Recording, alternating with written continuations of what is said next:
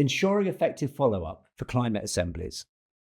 Why convene a climate assembly if its valuable recommendations risk being overlooked?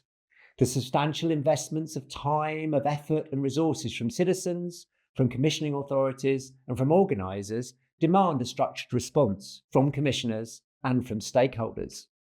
So what have we learned from past assemblies? While some have suffered because of tight deadlines, lack of political support and bureaucratic hurdles, others have thrived by ensuring follow-up is considered from the very start of the assembly process. Impact of the assembly is considered from the beginning, and it's not an afterthought. But what can get in the way of meaningful follow-up?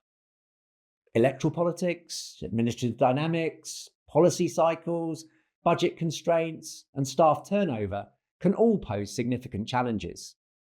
So, how do we overcome these hurdles? Here are our recommendations. Climate assemblies require an explicit commitment to follow-up, preferably written into the remit. Designing the follow-up process needs dedicated attention and resources.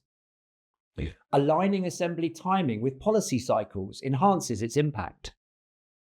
Dedicated administrative teams with political support are crucial for successful follow-up. Commissioners should have a duty to publicly explain their actions, including justifying when they're modifying or ignoring recommendations.